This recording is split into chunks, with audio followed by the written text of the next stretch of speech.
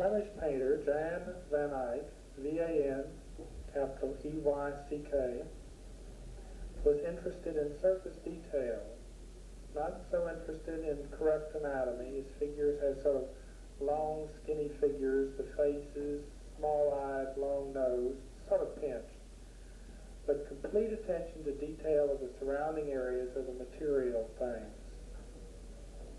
Slide, please. Another Flemish painter, Peter Bruegel, B-R-U-E-G-H-E-L,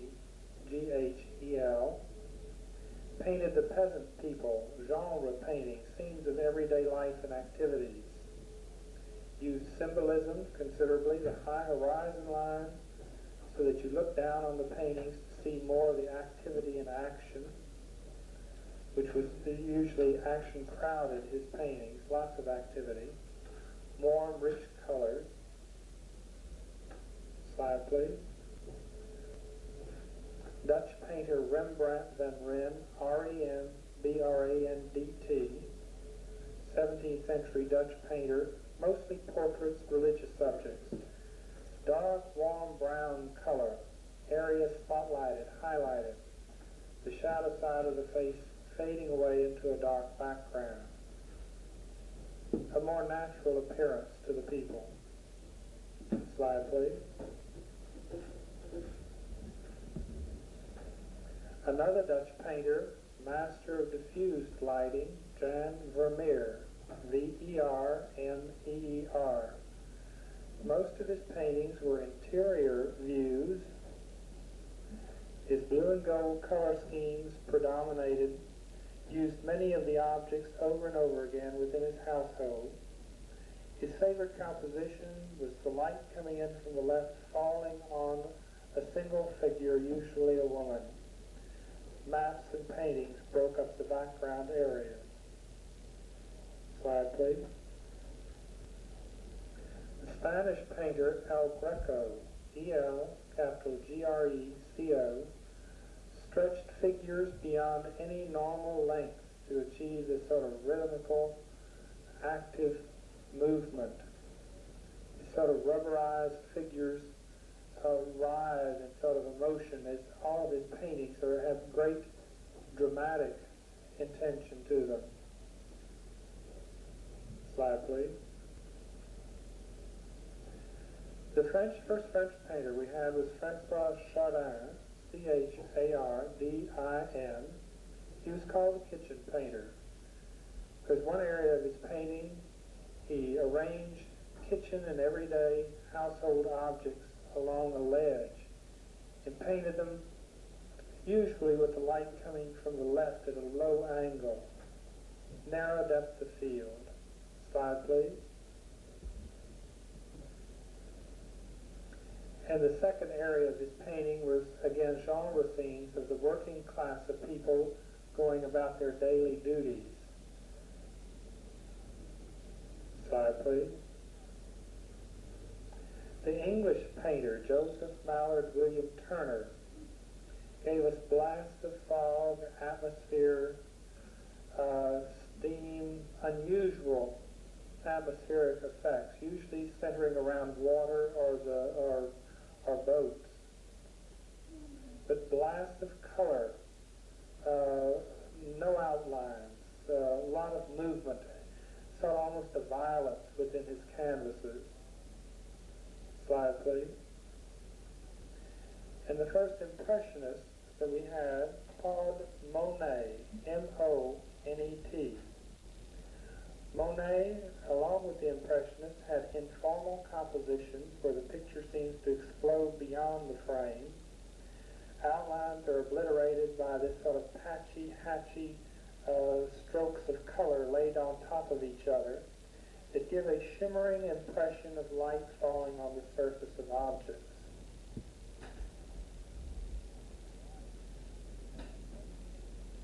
Slide, please. And Edgar Degas, also asymmetrical compositions. Main subjects were ballet dancers, horses, horse racing, nightclub scenes, really sort of camera angles as we call them today. He was called the keyhole artist because they're very intimate scenes, and also they were done at about that eye level, as if he always painted sitting down. Clear the machine, please.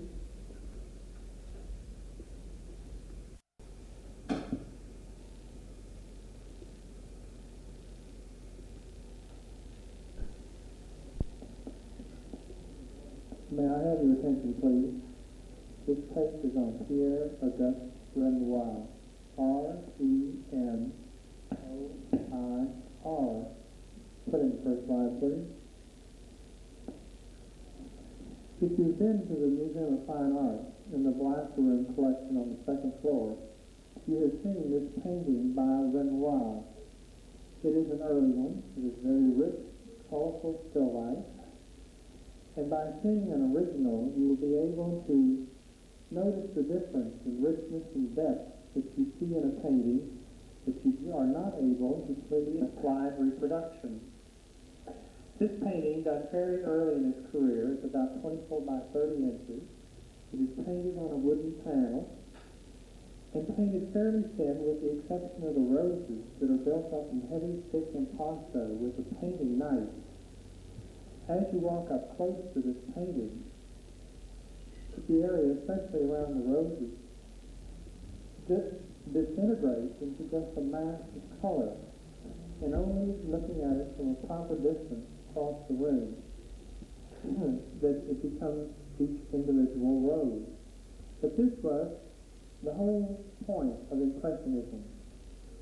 The light falling on the surface of objects. The outlines became obliterated, like in the early Monet. Although this one has a little more draftsmanship, being that it was an earlier work,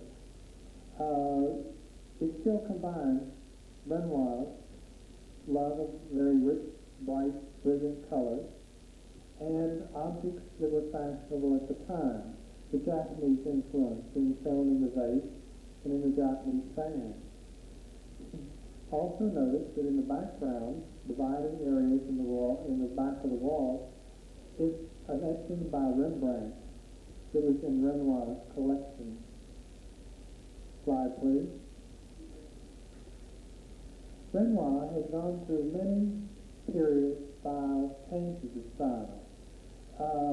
Not as easily defined as some of the other artists, but a thread does carry through. As with most of the Impressionists, there were sort of everyday scenes of Paris life at this period of time.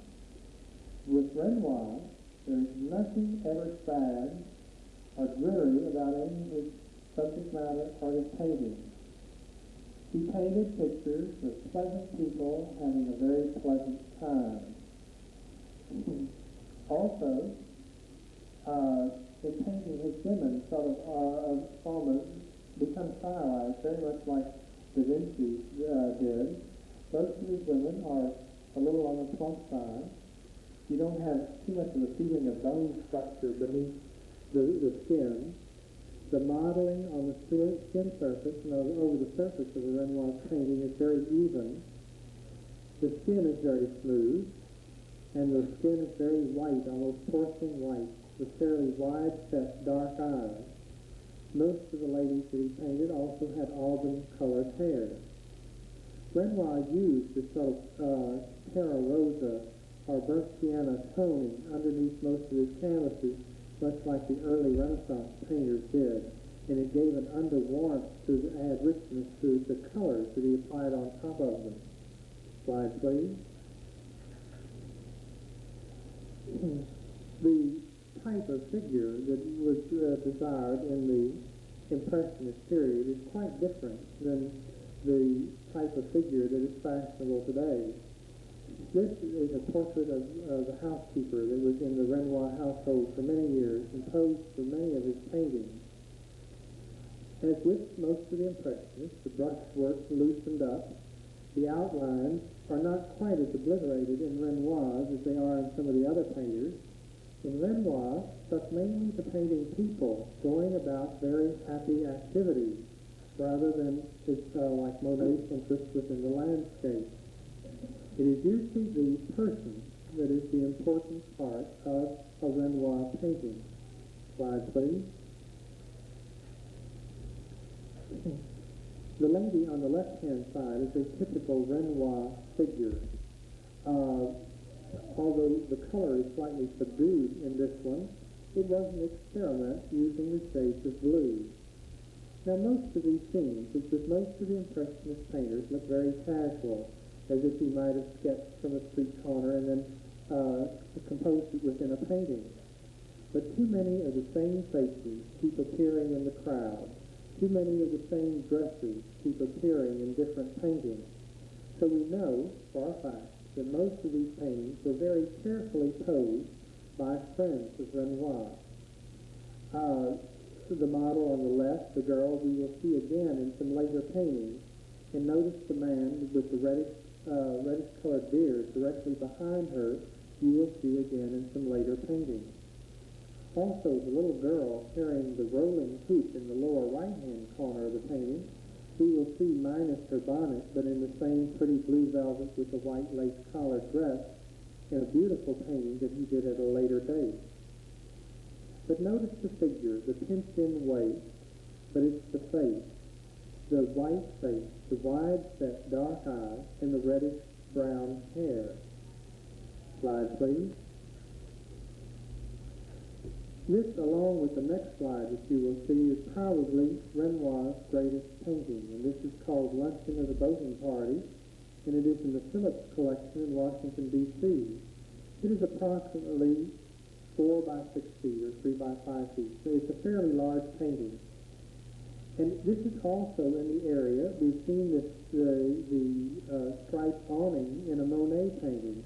This was at Argenteuil, where the painters gathered for a weekend. It was in a water area, and they could go boating and enjoy themselves. But Renoir always displays his people in attitudes of relaxation, of enjoyment, nothing hurried, always an enjoyable scene. Again, in this one, the rusty color sort of permeates the entire painting. Also, this may look like a very casual scene following a very hearty luncheon, and yet we know this was all carefully posed. We see the man bending over in the group of 3 on the right-hand side is the same man that was behind the lady in the blue rainy painting. Others keep cropping up. Even some of the artists at the time would pose for each other in their scenes. But this seems very casual, and yet it's all very carefully arranged. Points of interest, composition-wise, and the still life on the table is beautifully executed. Slide, please. Here's a close-up of the lady to the left, and you can see some of the brushwork that she's fondling the little dog. The outlines are hazy. They're defined, but hazy. The brushwork is sort of stumbled on, not licked on as it was done earlier in the academic school. But it's sort of a shimmering effect of light on the surface of objects and of people. Beautiful, lush, brilliant color. Slide, please. And the group at the opposite side of the table having a conversation. This is almost like a posed newspaper photograph is today, where they make it feel like something is just happening and they take a candid shot. It may appear candid, but it certainly wasn't. Slide, please. And this is another one. This is in the Jeu de Paume, or the Impressionist Museum in Paris. And it is approximately the same size as the Luncheon of the Boating Party, and it is called An Evening in Paris. The white lights or gas lamps that lighted these outdoor areas in Paris, the outdoor cafes, where they would have the band concerts, as we saw Degas painting the singers in the outdoor cafe area. This also looks like a very crowded scene, a candid snapshot. And yet, as we will notice, there's the man in the red goatee again. The lady that he's dancing with in the pink dress with the dark bows, we will see that dress again in another painting. And the two ladies sitting on one of them standing and the other sitting on the bench in the center front of the painting. One of them is Susan Valadon, who was an artist of the period and also the mother of Maurice Dutrio, another French artist, and Bertha Morisot, one of the better known, or one of the few better known women painters of the period, who was married to Manet's brother. So they were all closely connected, friendship-wise, that they knew one another, they knew what was going on, and they met in these cafes to discuss their work, their ideas. Slide, please. Renoir, as I've said, jumps around quite a bit. His styles are not easily defined in the same neat little niche that we would like them to be. But he works with the painting knife, slathering the paint on in thick globs. He works thinly with washes, this one in a subdued color scheme, and very similar to a Monet of people walking across a poppy field. Slide, please. And this one, a little vignette of a woman with a veil, was done by building the color up with painting knives, spreading the paint in thick consistency over the surface, piling it on top of dry paint until you have this fuzziness of texture. Slide, please. But this is a Renoir. Sometimes Renoir can become a little too sweet, a little too saccharine. He was so adamant of not showing anything hostile or ugly in his paintings that sometimes they get a little too prosaic. Except when he does a child, as many of the artists did, their love just went straight to the canvas. And although this is just a detail of this little girl in the garden, she's holding a watering can, and there are flowers brilliantly colored surrounding her. But this is charming. The quality in the skin tone is beautiful. It's almost iridescent, the light coming from beneath. But notice how the hair just fuzzes away. You don't know exactly where the hairline stops and this background starts. It's a softness. Notice also the treatment of lace on the front of the little coat. As you walk up to it, it's nothing but sort of blurry white smudged against the blue. And yet, when you achieve the proper distance from the painting, it looks exactly as what it is supposed to look like, although it's not painted the same way. Slide, please. Renoir jumps around again, although in bright, lush color, a Paris street scene. The figures, just an impression of them, a few little strokes indicating the figures. The drawing is accurate. There's a background in knowledge of drawing, and yet to give the impression, to give this bright sunlight effect, this happy, gay atmosphere, a simplicity of means is applied to painting the figures, where the details are not put in, but just gaining the essence of the structure of the figure. Slide, please.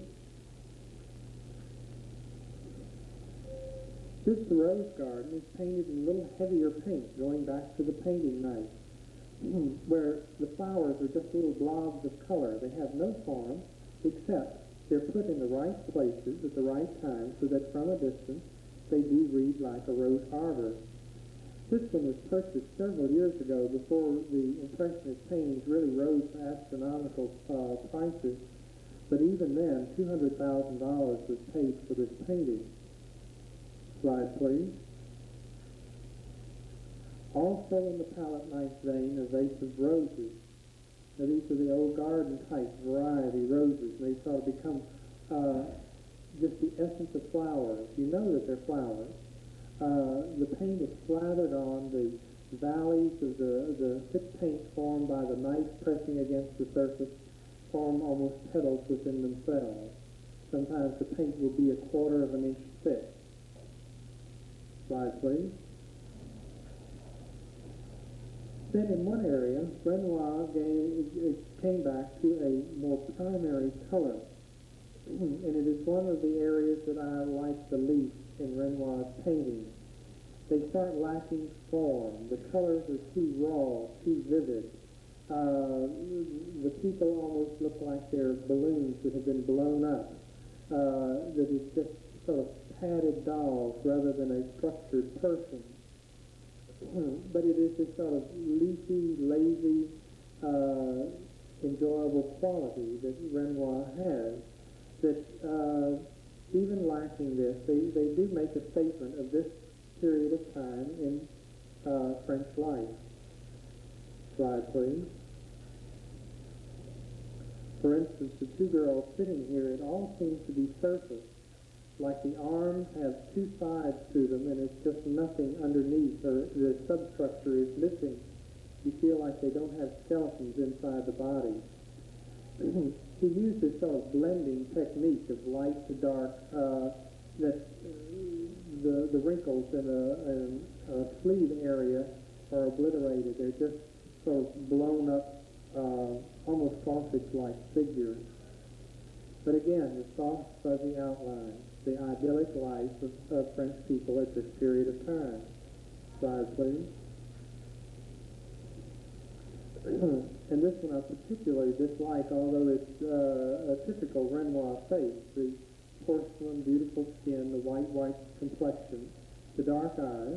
This is a portrait, though. So there were demands and limitations placed on the artist that there would not be in just a painting of a woman. Also, in this one, the portrait is carefully done, the wicker chair is carefully painted in, and by looking at the light structure in this painting, you know that the figure and the chair were done inside the studio, and then more than likely just an imaginary seascape splashed in around the figure. This is why I have the feeling that the figure is not composed well, because it does not fit within the landscape. Slide, please. This one does. This one holds together. It is the girl's first visit at the opera. She has a little nosegay of flowers that she's holding. There's sort of a stiffness in her body. There's sort of an expectancy of, of first experience. But the figure is painted within the composition, that the background and the foreground hold together, that the whole painting unites as a whole and is successful. Again, the sort of side glance view that the Impressionists like to use, being sort of looking down at odd or weird angles. Slide, please. The same method also includes you in the picture. It sort of draws you in, these close-ups. Renoir did a terrific amount of work during his lifetime. Many of them are very quick sketches, were left unfinished, just little sort of notations, like this one of one of his daughters. It is left unfinished. It's a fairly completed sketch, but it's not meant to be a completed painting. The little flowers in the background, so just splashed in little splotches of color. The skin is modeled and blended in this. In some of the others, you'll see that it's left even rougher. Slide, please. Here's the pink dress again with the dark bows. They were, most of the Impressionists were very much intrigued with the sunlight-dappled pattern, because since they were after the effect of sunlight falling on the surface of things, the strong pattern that it made coming through trees made it a little bit easier for them to get this effect. Again, this was a posed picture. Slide, please. This is only a detail. The complete painting shows the full length of both figures dancing, and some extra people around in the background sitting at tables. Again, this was posed by two of Renoir's friends. But the typical Renoir face, the dark wide-set eyes, the auburn hair, and the very light complexion. Slide, please. This slide is a little red, but it's one of his children, a quick sketch. There is drawing beneath all this fuzziness. And then, in true Impressionist style, notice the little straps with the ribbon tucked through the straps of the dress. Slide, please. And another painting of one of his children. Slide, please. And a delightful little sketch of one of his children. Many of these are the same children. I think he had about 3, done at different ages. But the background is still just sort of a splotchy area overtone. Slide, please. This is also another portrait, not a typical Renoir face, but done in typical Renoir fashion. The softness, the whiteness of the skin, the beauty of the women that he portrayed. Slide, please. This is not a Renoir. This is, I hope you've recognized it by now. We will start the review, and the first painter we had this semester was Giotto, Giotto. Lack of perspective, not of knowledge. The paintings were not constructed perspective-wise. You have a very narrow depth of field, and then you have the blue background, the oriental quality of the eye, the simplification of the drapery. Slide, please. This is by Leonardo da Vinci, a much later Renaissance painter who had refined his style considerably, was using oil glazes and varnishes, stylized the faces to an oval, sort of egg-shaped high forehead, the arched brow formation down into a fairly long nose, and the very sort of dimpled mouth. Beautiful anatomy in the drawing, especially he painted beautiful hands. Very much detailed and even pure surface treatment. Slide, please.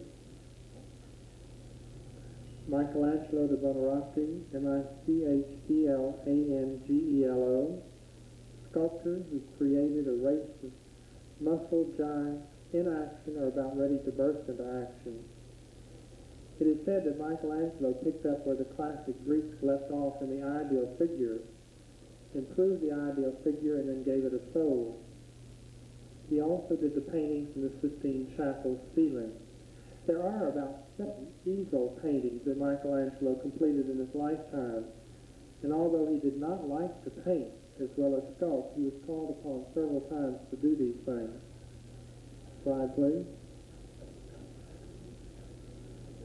One of the Sistine Chapel frescoes. Remember, fresco is painted, the pigment applied to wet plaster. Slide, please. Then the first Flemish painter we studied was Jan van Eyck, V-A-N, capital E-Y-C-K. And Van Eyck, as one of the Flemish painters, was interested in surface detail, many times built up with gesso, sort of a three-dimensional quality to jewelry or to fabric. And there was great detail, although they did not have the anatomy. The faces sort of became the same roundness as Da Vinci had, but the eyes were always much too small for the head, the nose too long, and the mouth sort of too small again. Always placed even the religious subjects within a Gothic or Flemish interior. Slide, please.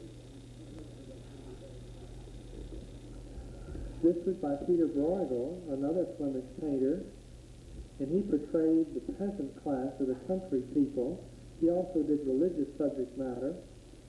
His characteristics are easily identified: the high horizon line, usually many people within the landscape, and also most of the time the true subject matter of this painting is sort of hidden. You don't see it immediately, you find it later on. Slide, please. Then the 17th century Dutch artist Rembrandt, R-E-M-B-R-A-N-D-T. At this point, Holland was very much interested in showing its wealth. So they had many painters, many portrait painters. They had their animals painted, their homes painted, their interiors painted, and themselves too.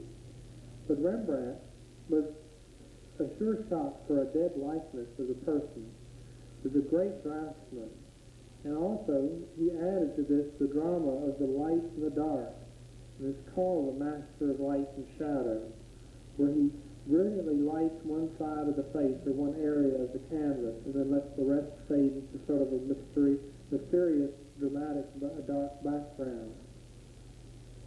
Slide, please. And another Dutch painter was Jan Vermeer, Vermeer. And Vermeer was sort of a combination tavern keeper and gallery owner that was left to him by his family, and was a painter on the side, although he produced very few. There are only 37 authenticated Vermeers. All but 3 are interior scenes, mostly with the figure studies using his wife as model within his home, where the light came in from the left-hand side most of his paintings, with his soft, diffused lighting that came through the windows and lit the interior. He used maps and paintings in the background to break up the wall space. Slide, please. Then the Spanish painter that we studied was El Greco, E-L, capital G-R-E-C-O. Actually a Greek that had trained with an Italian, Tintoretto, and then settled in Greece. Became one of Greece's 3 main primary artists. He extended figures into sort of long, rhythmical, rubbery lengths that sort of floated in space. Very dramatic use of light and dark. The brushwork not quite as blended as the other painters, but leaving for a more vigorous application in the paint. Stormy, dramatic paintings, usually with a religious or mythological subject matter. Slide, please. Then we studied some French painters, early French painters. Francois Chardin, C-H-A-R-D-I-N. Chardin was a pre-revolutionary painter, and although not one of the court painters, he did belong to the Royal Academy. And he was a painter of the middle-class society of French life at that time. People liked his work because they thought they were reminiscent of the earlier Dutch still lifes, the sort of dark, mysterious quality. Except Chardin used everyday utilitarian objects, usually kitchen objects, placed on a ledge, a fairly narrow ledge, and the light raking in fairly low from the left-hand side. Beautiful treatment of metals and objects. Slide, please. And he also, another aspect of Chardin's work, was the working class of people, also in interior scenes. Slide, please. And the English painter was James Mallard William Turner, T-U-R-N-E-R. Turner painted sort of violent, atmospheric landscapes or seascapes. Now, he was mainly a 19th century painter and painted many of his things after the Industrial Revolution of 1830. So we are getting more to modern times. Also, Turner could have been a painter in most any period. He doesn't belong to any certain period. He could be as modern today as he was then. But there are sort of gusty atmospheric effects of unusual aspects of nature. Slide, please. Then we studied the first Impressionist painter, Claude Monet, M-O-N-E-T, and it was at this point that the French painters were interested in the application of paint, the breaking up of the application of paint, the casualness of subject matter and composition, and also the study of color and how it visually is affected. Monet painted mostly landscape. Slide, please. The draftsman of the Impressionist crew was Edgar Degas, D-E-G-A-S, who sketched thousands of ballet dancers, sketched the horses at the horse races, and the cafe night scenes around Paris. His drawings have more solidity to them because they hold together with an outline effect or an accent line.